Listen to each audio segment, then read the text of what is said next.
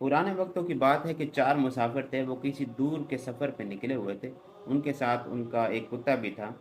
वो एक नदी के किनारे पर रुकते हैं पानी पीने के लिए या कुछ ठहराव के लिए रुकते हैं। तो वहाँ पर उनका कुत्ता जो है वो मर जाता है। वो सोचते हैं कि इतने दिन ये कुत्ता हमारे साथ रहा है, तो हम इसकी यहाँ पर इसको दफन कर देते हैं। तो दफन करते हैं तो कहते हैं हम जिस सफ़र पे जा रहे हैं, वापसी पे जब हम आएंगे ना, तो हमें पता होना चाहिए कि यहाँ पर हमने कुत्ते को दफन किया था। तो हम कोई निशानी बना देते हैं। वो काफ़ी मिट्टी का ढेर उसके ऊपर लगा देते हैं। तो वो चले जाते हैं।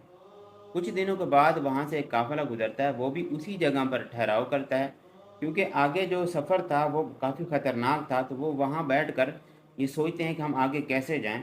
फिर उनको ये सामने वो जो कब्र बनी होती है ना, वो नज़र आती है। वो कहते हैं कि ये किसी बुजुर्गवार की कब्र है, हम इस पर मन्नत मानते हैं कि हम जिस सफ़र पर जा रहे हैं वहाँ से अगर खैरियत से वापस आ गए तो हम इनकी मज़ार बनाएंगे।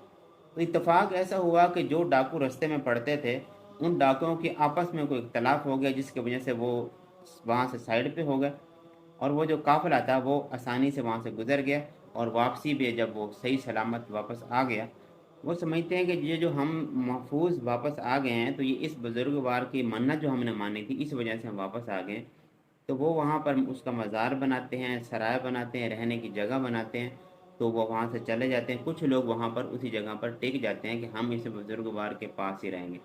तो इस तरह से वो रुके और कुछ और लोग आ गए। रुकते रुकते काफ़ी वहाँ पर एक गांव बन गया। वो मज़ार बिल्कुल सजी हुई थी।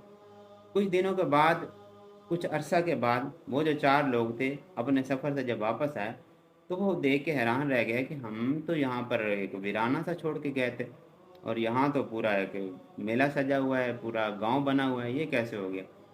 तो फिर जब उनको थोड़ा सा अंदाज़ा हुआ ना कि इस जगह पर, जिस जगह पर मज़ार है, क्योंकि उन्होंने इधर उधर का सोच विचार करके जब पूरा तरह से अंदाज़ा कर लिया कि जहाँ पर ये जो मज़ार है, यहाँ पर तो हमने कुत्ते को दफन किया था। तो फिर वो बस्ती वालों को बताते हैं कि भाई ये मामला है कि हम यहाँ पर कुत्ता दफन करके गए थे, ये यहाँ पर कोई बुजुर्गवार नहीं है। तो वो उनके खिलाफ हो गए। उन्होंने कहा कि एक काम करते हैं, हम इस कब्र को खोदते हैं। अगर इसमें से किसी इंसान की हड्डियाँ निकली तो आप हमें कत्ल कर देना। अगर कुत्ते की हड्डियाँ निकली तो फिर आप ही इस चीज़ से बाज आ जाना। तो फिर जब वो खुदाई करते हैं तो देखते हैं कि अंदर से ना कुत्ते की हड्डियाँ निकलती।